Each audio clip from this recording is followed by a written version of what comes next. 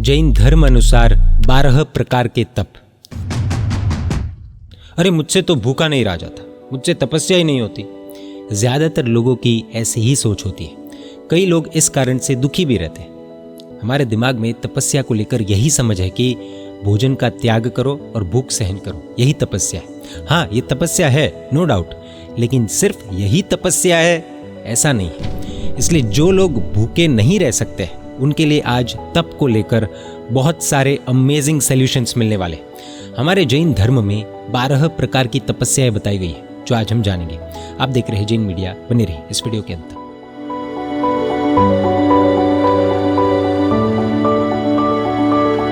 ये जानकारी हमें मिली परम पूज्य आचार्य भगवान श्री तीर्थ भद्रेश्वर जी महाराज साहब द्वारा लिखित नव तत्व पुस्तक में से।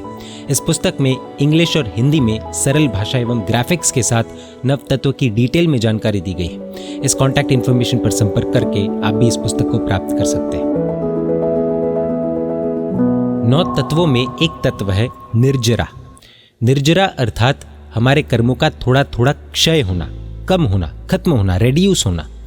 इस निर्जरा तत्व के 12 भेद हैं, जिन्हें 12 प्रकार के तप भी कहा जाता है। तप का अर्थ होता है इच्छा का, डिजायर्स का कंट्रोल करना, रोकना, कम करना। 12 प्रकार के तप में 6 बाह्य तप है और 6 अभ्यंतर। बाह्य तप यानी कि बाहरी वस्तु के त्याग को बाह्य तप कहते हैं। इस तप को बाहरी जगत यानी कि लोग जान सकते हैं कि ये देखो वो व्यक्ति कितनी तपस्या कर रहा है, और ये मेनली बाहरी शरीर को तपाता है। 6 प्रकार के बाह्य तप। नंबर 1, अनशन। शास्त्र की आज्ञा के अनुसार आहार का त्याग करना, वो अनशन।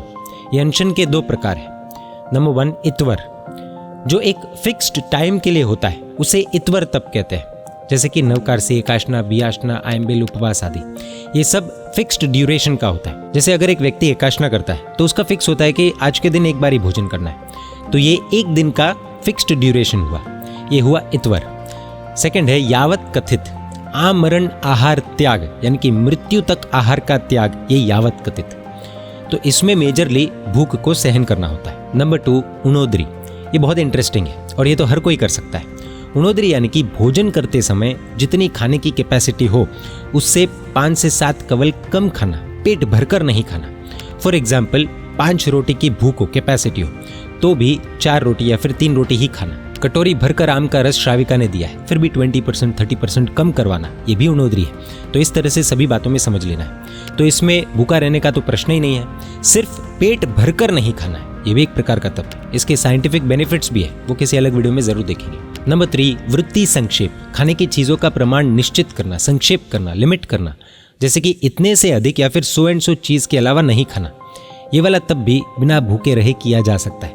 इसे द्रव्य, क्षेत्र, काल और भाव से भी कर सकते हैं, जिसे अभिग्रह भी कहते हैं। फॉर एग्जाम्पल भोजन में 8 तरह की अलग अलग आइटम्स बनी हो, तो उनमें से सिर्फ 6 आइटम्स का उपयोग करना, ये हुआ द्रव्य से। घर से बाहर कहीं पर भी सिर्फ 4 आइटम्स का ही उपयोग करना, ये हुआ क्षेत्र से। फिर दोपहर में 6 और शाम में सिर्फ 4 आइटम्स का उपयोग करना, ये हुआ काल से।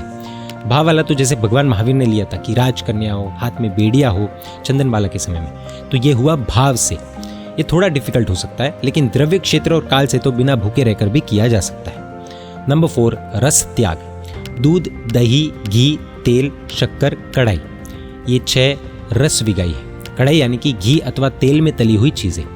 इनमें से 1, 2 या अधिक संख्या में रस विगाई का त्याग कर सकते हैं। कई श्रावक श्राविका ऐसे हैं जो हर रोज कम से कम 1 विगाई का त्याग करते हैं। इसमें भी भूखा रहना नहीं पड़ता है, फिर भी ये एक प्रकार का तप है। प्लीज नोट, ये अभक्ष्य नहीं है। कई लोग अपने एजेंडा के लिए विगाई को एकांत से अभक्ष्य बोल देते हैं और दूध, दही और घी का विरोध करते हैं। यही लोग तेल, शक्कर और तला हुआ भर भर कर खाते हैं। इसलिए इन लोगों के जाल में नहीं फंसना है। नंबर 5 है काय क्लेश। काय यानी कि शरीर, क्लेश यानी कि कष्ट, अर्थात शरीर के कष्ट को समता भाव से पीसफुली सहन करना, एक काय क्लेश है। खुले पांव चलना, पूज्य गुरु भगवान जो लोच करते हैं, ये सब काय क्लेश में आता है, ये भी तप है। नंबर 6, संलीनता। शरीर को, इंद्रियों को, मन को कंट्रोल में रखना, काया का संकोच करना। जहां पर विजाति यानी कि ऑपोजिट जेंडर वाला कोई भी व्यक्ति न हो, पशु न हो, ऐसे किसी स्थान में जो पवित्र भी हो, वहां रहना, ये सब संलीनता है। ये हुए 6 प्रकार के बाह्य तप। अब अभ्यंतर तप देखते हैं। अभ्यंतर तप यानी कि जो बाहरी दृष्टि से दिखाई न दे एवं जो अंतः शरीर यानी कि कर्मों वाला जो शरीर है, जो कार्बन शरीर है, उसको जो तपाता है उसे अभ्यंतर तप कहते हैं। अब इस तप में ऐसा है कि बाहरी लोग जान नहीं सकते कि अंदर से कैसी भयानक तपस्या चल रही है। 6 प्रकार के अभ्यंतर तप। नंबर 1, प्रायश्चित। हमने जो कोई भी पाप किए हो उनका एकदम पश्चाताप पूर्वक रिग्रेट के साथ गीतार्थ गुरु भगवंत को बताना और पाप शुद्धि के लिए वो गुरु भगवंत द्वारा दिया हुआ वो प्रायश्चित तप करना। जैसे पाप बताने के बाद गुरु भगवंत कहे कि 108 नवकार की माला गिननी है और 2 एकाशना करने, तो ये सब प्रायश्चित तप में आ जाएगा। नंबर 2, विनय।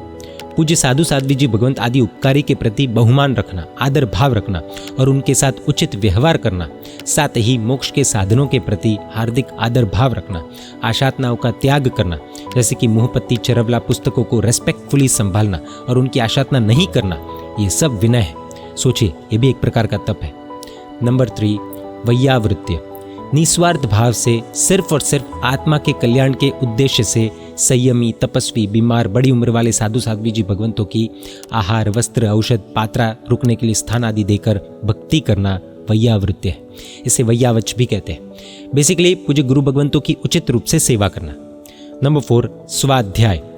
एकदम फोकस के साथ जैन धर्म की पुस्तकों की, ग्रंथों की पढ़ाई वगैरह करना, ये स्वाध्याय है।